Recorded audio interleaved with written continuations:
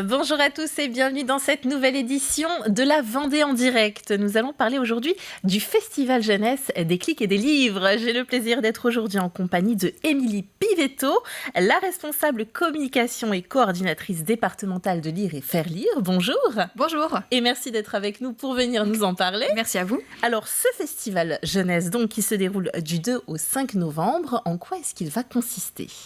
Alors, c'est un festival, comme vous l'avez dit, jeunesse, autour du livre et du numérique, qui va consister en l'animation de différents ateliers qui sera ouvert donc à tous, aux familles et aux enfants donc de 0 à 15 ans, voilà, à la Vallée Verte, à La Roche-sur-Yon.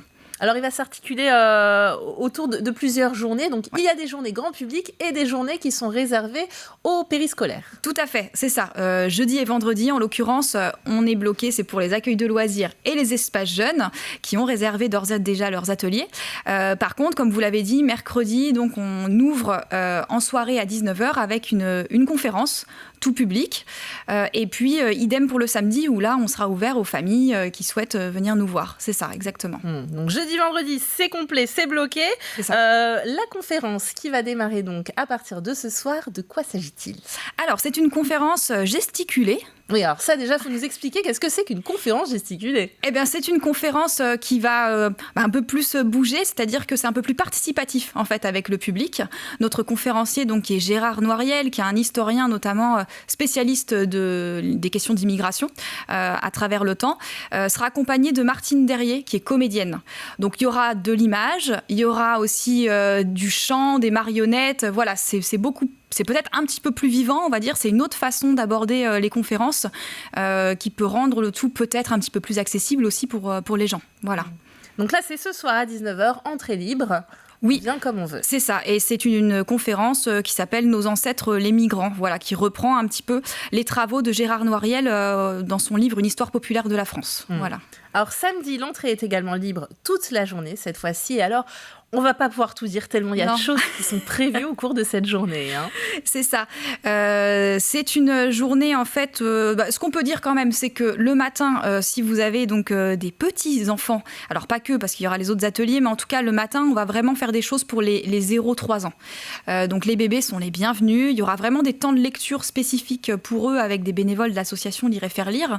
Et puis, il y aura un spectacle qui s'appelle Grandir qui à l'aventure avec la compagnie Minouche qui sera là. Donc c'est vraiment très accessible pour les petits, donc avec les poussettes, tout ça, on accueillera tout le monde sans problème là-dessus. Et puis, vous dire aussi qu'on aura 2 super illustratrices et autrices jeunesse qui seront là pour faire des ateliers donc, avec les parents et les enfants, notamment Aurélia Go. Voilà, avec Ma famille Mélie-Mêlée, qui est un livre que certains enfants du département connaissent puisqu'il a été sélectionné dans le cadre du prix des jeunes lecteurs vendéens l'année dernière. Donc ils l'ont eu en accueil de loisirs et puis ils vont pouvoir là vraiment la voir en vrai et refaire donc du coup les petits bonhommes. On est sur un atelier artistique plutôt pour les petits. Et puis on aura aussi donc Juliette Chaumazé qui est vendéenne, hein, qui est de Chaland, Juliette, et qui elle va nous faire un atelier mixant art et puis écriture. Voilà, autour du thème aussi de la liberté. C'est un peu magique d'être comme ça avec les illustratrices des livres qu'on touche. Et alors donc ça c'est pour la partie littéraire, mais donc il y a aussi toute une partie numérique. On va pouvoir notamment apprendre à programmer l'ordinateur qu'on voit ici sur cette table. Oui, alors on aura un petit peu de robotique. Donc là, il y en a un petit robot qui s'appelle Timio et il y en aura d'autres aussi. Donc apprendre comment est-ce qu'un robot ça fonctionne, comment est-ce qu'on programme, faire des déplacements, etc. Donc réfléchir ensemble à tout ça et faire un petit parcours prédéfini à son robot. Mais on aura aussi alors des choses que les ados aiment bien, mais de la réalité virtuelle. Qu'est-ce que c'est la réalité virtuelle aussi ? Comment ça fonctionne ? Qu'est-ce que je peux y faire ? On aura alors aussi un jeu qui s'appelle GeoGuessr, qui en fait nous plonge en fait dans une carte Google Maps à un endroit précis. À nous de deviner où on se trouve, à travers différents éléments, etc. Donc là, on va mettre des images plutôt relatives aux frontières, puisque notre thème, c'est partir. Donc voilà, où est-ce qu'on se trouve, sur quel type de frontières, et puis on s'interroge, et puis on débat, enfin voilà, on échange avec les animateurs et puis ses parents. Alors donc le nom de ce festival, on l'a dit, c'est des clics et des livres. Oui. Et le but, c'est de montrer que finalement, et bien que ce soit le numérique ou le littéraire, les deux sont complémentaires. Oui, c'est quelque chose qu'on travaille beaucoup à la Ligue de l'enseignement de Vendée. C'est cette complémentarité entre le livre et le numérique. Ça s'annule pas. Voilà. On a tendance à penser l'inverse, pourtant. Oui, et puis on a tendance à penser que le numérique... On passe trop de temps sur les écrans quand on est jeune. C'est un peu négatif. Voilà. Nous, on travaille beaucoup avec le numérique, mais d'un point de vue numérique créatif. On peut faire des choses extrêmement qualitatives, extrêmement intéressantes avec le numérique. Mais là, c'est tout notre travail, en tout cas pendant ce festival-là aussi, de montrer aux enfants et aux parents qu'avec des jeux très simples, des applications, etc., on peut aller plus loin. La question du stop motion aussi, notamment, on va faire du stop motion, où on part d'une histoire et donc on la met en vie avec des petits éléments, et il y a de la technique, et il y a du montage, et il y a du son aussi à mettre.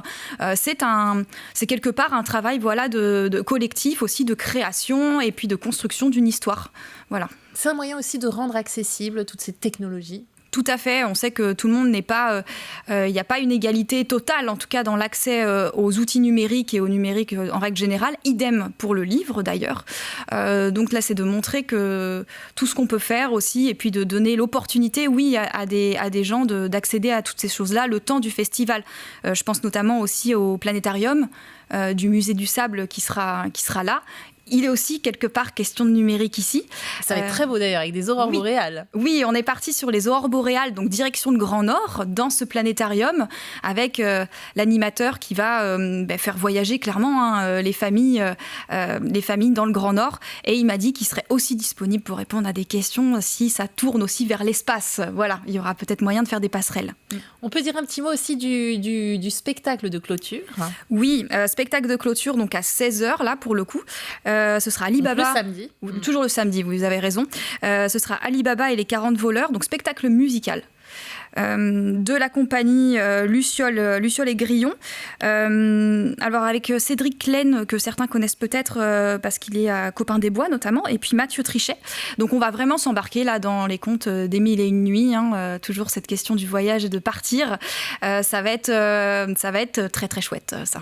Voilà, donc tout un programme que l'on peut retrouver sur le site internet de la Ligue de l'enseignement 85. Et on le rappelle donc, c'est ouvert et gratuit. Donc ce soir à 19h, la conférence, je récapitule. Oui. Et samedi, toute la journée pour toute la famille. C'est ça. Merci beaucoup d'être venu nous en parler sur le plateau. Merci à vous. C'est la fin de cette émission. Merci de nous avoir suivis et à très bientôt pour une nouvelle Vendée en direct.